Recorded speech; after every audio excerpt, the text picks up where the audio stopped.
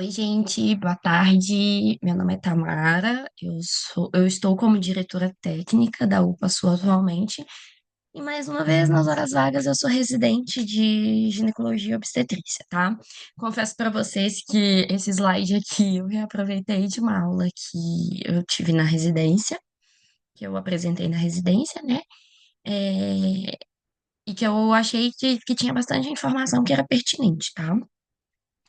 Então, isso aqui essa aula aqui, esse treinamento aqui agora visa um panorama geral do trabalho de parto, né? E o alinhamento da conduta frente a um trabalho de parto iminente que, porventura, possa vir chegar na UPA ou não, tá?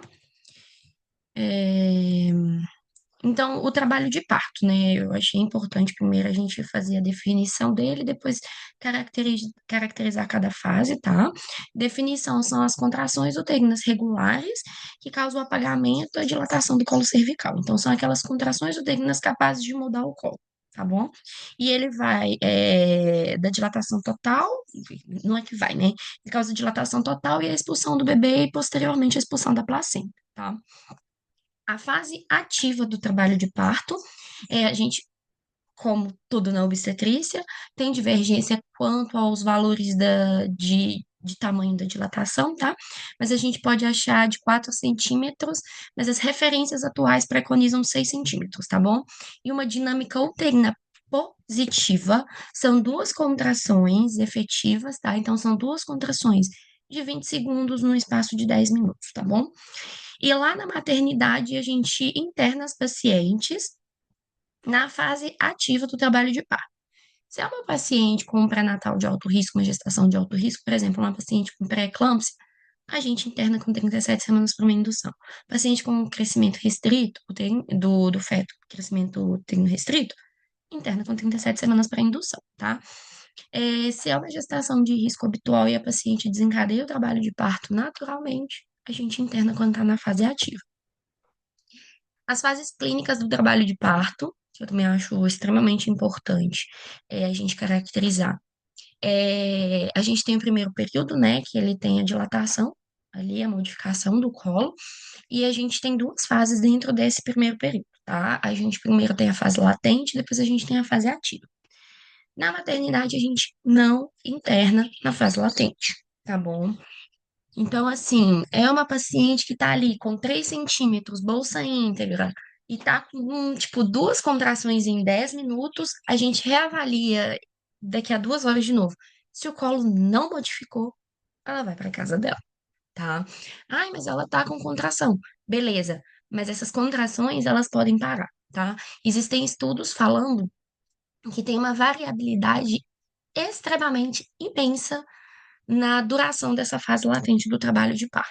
Então, assim, pode ser que essa paciente, em 2 horas, dilate 4 centímetros, mas pode ser que ela demore ainda 8 horas até chegar no 6 centímetros, tá?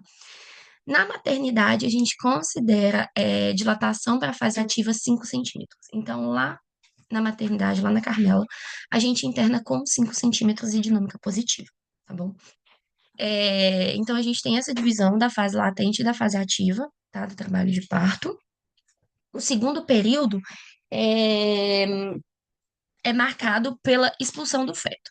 Então, a gente tem, quando chega a dilatação total, né, os 10 centímetros, ali a gente já caracteriza como período expulsivo, tá?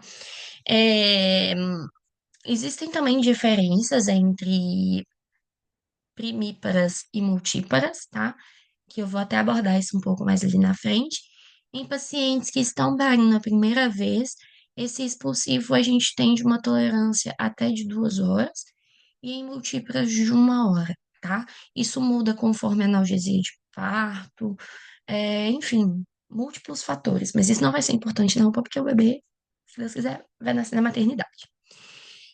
O terceiro período é a dectação, tá? Então, o feto foi expulso ali da cavidade uterina. A gente considera o terceiro período até a saída da placenta das membranas ovulares. Atualmente, não é mais preconizado o terceiro período, como é que fala? Sem manejo ativo, tá? Terceiro período passivo. Os estudos atuais já mostram que o manejo ativo reduz o sangramento pós-parto. Então, o bebê saiu, a gente botou ele no colo da mãe, tá? Existem estudos também falando que melhora o prognóstico do feto e da mãe. Então, nasceu, contato pele a pele imediato, que a gente vai botar, deixou aquele momento da mãe com o bebê, aquele minuto, aquele primeiro minuto, aquele momento dela conhecer o bebê e tudo mais, clampeou, dectou, tá? Já chegou puérpera imediata, assim, que teve parto em casa, e aí o pessoal, não vou falar qual que era, buscou ela em casa, foi deixar ela lá na maternidade, deixou ela lindinha, com o bebê clampeado, mas a placenta dentro da paciente. A paciente chegou toda sangrada. Então, assim, tem que dectar, tá? E não é nenhum bicho de sete cabeças da dectação. É claro, né, gente? Vocês não vão igual um cavalo puxar de uma vez. É uma tração controlada, eu vou explicar lá na frente. E alguns autores consideram o quarto período ou não, mas é o pós-parto imediato, tá? Quarto período, eles tem alguns autores que consideram a existência dele, outros não. Só consideram essas três fases, esses três períodos, tá? Mas esse quarto período é caracterizado a primeira hora após a expulsão da placenta, e é nessa hora que a gente fica de olho na paciente, que é o horário que pode causar hemorragia pós-parto, beleza? É, as observações, igual eu ia fazer. As pacientes multíparas, elas tendem a ter um parto, um período expulsivo mais rápido. Elas tendem a dilatar mais rápido e a ter um período expulsivo mais dilatado, tá? Já é um colo trabalhado, é um colo que já dilatou anteriormente, é um colo que já afinou anteriormente, é um bebê, é uma pelve já testada, uma complacência vaginal que já existe ali, tá?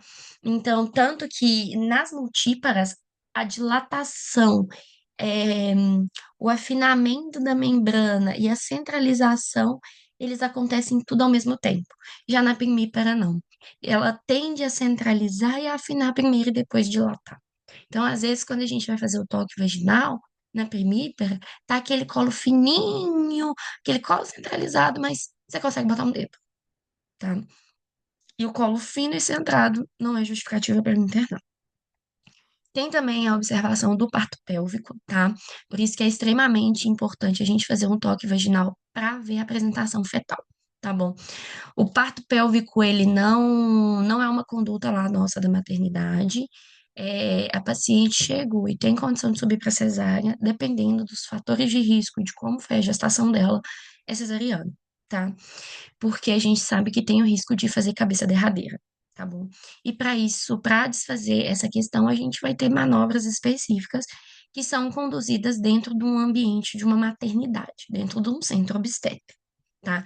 Então, por isso que chegou uma paciente com trabalho de parto ativo na UPA, é importante fazer o toque vaginal para a gente identificar a apresentação fetal, para poder ver a necessidade de encaminhar ela ou não para uma maternidade. A gente também, eu acho, quando eu tava montando essa aula, né, atualizando ela para fazer esse treinamento, eu conversei com algumas pessoas e a minha visão como residente em obstetrícia, ela tende a ser um pouco mais diferente do que eu vou avaliar para uma pessoa que está ali numa emergência. E aí eu tava pensando, tá, o que que eu vou filtrar que eu acho extremamente importante que eles têm que ver ali na UPA? Gente, para mim, a caderneta da gestante com os testes rápidos ali, tá? O preconizado pelo Ministério da Saúde é fazer os testes rápidos, ou pode ser sanguíneo, pode ser dedinho mesmo, nos 3 trimestres da gestação, tá? Principalmente se ela era negativa a priori para todos, era toxoplasmose suscetível, é importante que eu repita eles, tá bom? Principalmente sífilis, HIV, toxoplasmose, hepatite C e hepatite B, tá? São os 5 testes, assim, que eu acho importante. Por quê? Ele vai ditar a conduta na primeira hora pós-parto. Dependendo do... Se algum teste for reagente, a gente faz clampeamento imediato, tá? E contraindica a amamentação, que é o caso do HIV positivo. Se é uma paciente que ela é portadora do vírus HIV, independente da contagem de células, a gente clampeia imediato e contraindica a amamentação, tá? HTLV também. tá? Às vezes isso deixa, eu já percebi que deixa algumas pessoas em dúvida, mas o HTLV positivo é a mesma conduta do HIV positivo. Clampeamento imediato e contraindicar a amamentação. Então, quando eu estava montando essa aula, eu achei bem importante essa parte também, tá? De chegou lá, tá falando, ai, tá nascendo, caderneta da gestante, tá? Pra gente mitigar complicações tanto para a mãe quanto para o bebê, tá bom? E atualmente, igual eu tinha falado, é preconizado na terceira fase, né, no terceiro período ali do trabalho de parto a conduta ativa. Já estudos mostraram que diminui a hemorragia pós-parto, tá bom? É, Então, na avaliação, primeiro, na anamnese, ela tá com contrações ali, se ela não tá falando com você que tá com vontade de empurrar, dá tempo de fazer uma anamnese, tá bom? Para a idade dela. Então, igual eu falei, as múltiplas tendem a ser mais rápido, tendem a ter um trabalho de parto mais rápido. Então, é uma gesta 2A1, é uma gesta 2C1. Na maternidade, lá na Carmela, a gente considera a gestação interativa a partir de duas cesarianas, tá? Então, a partir de duas cesarianas, a gente já contraindica o trabalho de parto normal pelo risco maior de ruptura uterina, tá bom? É, Então, assim, quantas cesarianas, tá? A idade gestacional dela, até mesmo para a gente poder, na hora de passar o caso, né? Que quando vocês ligarem lá, eu tô com uma paciente em trabalho de parto ativo, a gente vai perguntar quantas semanas, porque a gente avisa a ANEL e a pediatria também. Então, perguntar. Lembrando que a data da última menstruação a gente usa, tá? Se tiver uma diferença de 7 dias ou mais, a gente usa o primeiro ultrassom, tá? O ultrassom ideal, ele é feito de 7 a 12 semanas, tá bom? E aí a gente calcula a idade gestacional baseado no ultrassom. É uma convenção também lá da Carmela a gente usar o ultrassom se ele foi datado de forma correta e é um ultrassom confiável, tá? Então, sempre perguntar a idade gestacional, tanto pela data da última menstruação, como pelo ultrassom, tá? Muitas pacientes não vão se lembrar da data da última menstruação, tá? Isso não é difícil, tá? Mas elas não vão se lembrar. Então, quero o teu primeiro ultrassom. E o melhor ultrassom é aquele de 7 a 12 semanas, beleza? E é sempre o mais precoce. Ah, ela fez um ultrassom com 6 semanas e deu para você. Se tiver batimento cardíaco, dá para considerar ele, tá? Pedir a caderneta da gestante, confirmar os testes rápidos, tá bom? Confirmar também glicemia de primeiro trimestre, TOTG. Assim, não é tanto o foco de vocês, mas se lembrarem, tudo bem. Caso contrário, não tem problema. E o último ultrassom também, se vocês lembrarem, também é bem interessante. Sempre bom a gente fazer a última estimativa do peso fetal do bebê, tá? E da apresentação que o feto estava no último ultrassom. Talvez o último ultrassom que ela fez foi há 3 dias atrás e o bebê estava pélvico, tá? Acontece muito. Às vezes a gente está lá com um comprimidinho na mão para fazer a indução de um trabalho de parto. Paciente, aí, o bebê vai poder nascer sentado? Então, assim, tem que fazer essa avaliação. E o peso fetal também, porque dependendo da condição do feto, por exemplo, às vezes é um restrito 3. Aí é a indicação é cesariana. Às vezes é uma paciente com diabetes gestacional e o bebê está pesando 4.300, a indicação é cesariana para diminuir o risco, talvez, de uma distócia, tá? Então, achei importante trazer isso aqui. No exame físico, altura de fundo uterino também, para saber se está compatível com a idade gestacional, tá bom? Um exame especular, para caso ela chegue falando para vocês. Uma questão interessante, deu apontar a altura de fundo. Às vezes vai chegar uma paciente para você que não fez o pré-natal de forma adequada ou não fez o pré-natal, eu não sabia que estava grávida, tô com muita dor abdominal, tu viu que é um trabalho de parto, faz a altura de fundo para fazer uma estimativa da idade gestacional, igual eu tinha comentado. Às vezes, uma altura de fundo de 35, a gente vai considerar um pré-termo até que a pediatria calcule o capurro do bebê. Então, se é pré-termo, aí eu vou ter outras condutas com o RN, e aí quando eu passar a ligação eu vou avisar. Então, por isso que eu achei importante trazer essa questão da altura de fundo. O exame especular, essa questão, às vezes, ela vai trazer para você, não tô sentindo nada, mas a bolsa estourou. Bonitinho, primeiro eu vou fazer a inspeção da vagina estando úmida. Fiz o exame especular, tem acúmulo de líquido ali no fundo do saco posterior. Ou a paciente fez manobra de valsalva, tossiu, saiu líquido pelo OCE, é interessante eu mandar ela para a maternidade para uma avaliação de uma ruptura prematura de membrana amniótica, tá? A ruptura prematura de membrana amniótica, a gente considera aquela ruptura de membranas que antecede o início do trabalho de parto, tá bom? Então, às vezes a paciente está sentindo nada, mas a bolsa rompeu. É uma ruprema, tá? Então, fazer esse exame especular para a gente avaliar a integridade da membrana amniótica. E também o toque vaginal, igual eu falei. Já aconteceu o caso. Ah, a paciente chega, ó, ambulância ligada, ui, ui, barulho, confusão. Ai, tocou o caos ali na triagem da emergência. Aí a gente vai e pergunta à enfermagem: o que que é que aconteceu? Ah, a UPA fulano de tal encaminhou para cá falando que é uma paciente com dilatação total. A paciente sentada pleníssima na cadeira de roda. Bota na maca, vai fazer o toque. Paciente com 1 centímetro. Então, por favor, gente, vamos ter mais cuidado e comprometimento ao fazer o toque vaginal, tá? Isso muda a triagem, isso muda a conduta, isso muda o nosso protocolo na maternidade, tá bom?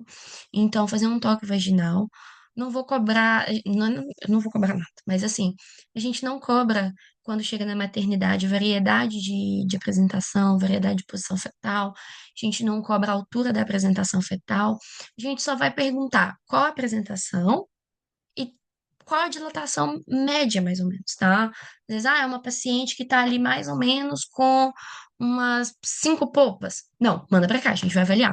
Ah, é uma paciente que tá com 4 polpas, mas eu senti o dedinho do bebê. Manda pra cá, entendeu? Pra gente poder fazer essa questão dessa avaliação. Também o que eu já tinha comentado, pedir a caderneta da gestante para avaliar essa questão de gestoses, tá? Diabetes gestacional, hipertensão gestacional ou hipertensão crônica, presença de pré-eclâmpsia, gestação múltipla, restrição de crescimento. Tudo isso muda a nossa conduta, e muda os nossos protocolos frente a um trabalho de parto ativo. Então, eu acho importante também perguntar isso, tá? Ah, você teve algum problema durante a gestação? Ela vai responder, ai, não. Tá, pressão alta, diabetes. Ai, nas últimas semanas a pressão estava aumentando, mas eu nunca tive pressão alta. Gente, lembrar da definição de hipertensão gestacional, tá? É 14 por 9 em duas ocasiões ou mais, com mais de 20, 22 semanas. Então, ela tem hipertensão gestacional sem uso de medicação, beleza? E o mais importante também da anamnese, né? Caracterizar a queixa da paciente, óbvio. Que horas que as suas contrações começaram? Se é uma multípara e falar para você, agora, por exemplo, agora são 12h45. Se é uma multípara e falar com você, minhas contrações começou às 5 horas da manhã. Fica ligado, tá? Ela dilata rápido, o bebê tende a nascer rápido. Então já vai ligando, já vai chamando a enfermagem, já manda ela deitar na maca, pega o sonar, vai ouvir BCF, fazer toque vaginal, tá? Agora, se é uma primípara, ela começou 2 horas da manhã, mas depois ela parou, agora ela voltou. Talvez está na fase latente, tá bom? Parto rápido em primípara tende a ser tactócito. Isso não é vantajoso por conta do risco maior de laceração, tá? E o risco maior de sangramento pós-parto também. Então, a hora das contrações que começou, a intensidade, elas foram ficando mais fortes agora, antes estava fraco, agora está mais forte, tá? Elas estavam uma a cada 10 minutos, agora estão 3 a cada 10 minutos, tá bom? E lembrar que a dinâmica uterina, gente, que a gente avalia é diferente da que elas estão vendo, tá? Dor, a gente não mensura. Ela vai sentir dor na contração. Mas uma contração efetiva é quando o útero todo contrai, tu começa a contar ali, não é quando ela começa a sentir dor. O útero tem que contrair tudo. Soltou um pouquinho, passou a contração. Então, às vezes, está durando 10 segundos e teve uma contração de 10 segundos em 10 minutos. Gente, não é dinâmica uterina efetiva, tá? Lembrar que essa contração uterina, ela tem que durar 20 segundos, tem que ter duas em 10 minutos, entendeu? Então, assim, caracterizar muito bem. A dor que ela vai sentir vai durar 40 segundos, mas a contração, ela tende a durar menos. E caracterizar a perda líquida. A quantidade, cheiro, ela estava fazendo o que na hora, que horas foi, a cor do líquido. Tudo isso é importante para a gente também, tá?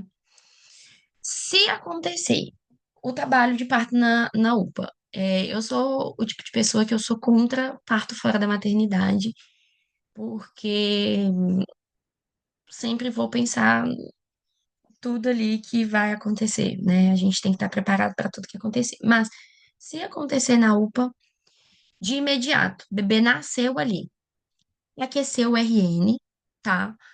Busca manta, busca coberta, busca tudo e bota no bebê ali. Contato pele a pele imediato, tá? Tira a blusa da mãe, tira o sutiã, fecha a emergência, só vai entrar de fato a emergência. A enfermagem e os técnicos que estão ali para te ajudar. Tira a blusa da mãe e contato pele a pele imediato. E dependendo, o clampeamento oportuno, tá bom? Lembrar que a gente avalia três coisas no RN, né? Se chora, o tônus e a coloração do bebê. Então, assim, se o bebê tá chorando, tem tônus, tá corado, deixa ele ali com a mãezinha dele, tá bom? Mas se não, chama o pessoal da pediatria, faz o clampeamento imediato, para eles terem as primeiras condutas ali, tá? É, Dectar a placenta, tração controlada de cordão e atenção às variações. Às vezes é um cordão muito fino, tu tá puxando com uma força, esse trem vai arrebentar, e aí a gente vai ter que levar ela pro bloco cirúrgico para tirar com a mão lá dentro. Então, assim, gente, muito cuidado ao fazer a dectação de placenta, tá bom? Tu não vai botar força, tu não vai puxar, tu vai botar só o peso da tua mão ali e uma tração controlada de cordão, tá? É incômodo porque com a placenta saindo, o útero vai contrair. Vai sentir uma cólica, tá? Então avisa ela, ó, vai sentir uma cólica aqui agora, a gente vai dectar tua placenta, explica pra ela o porquê que tá dectando, tá? E aí você faz tração controlada. Cuidado com inversão uterina, tá? Isso causa choque neurogênico, beleza? Próximo passo.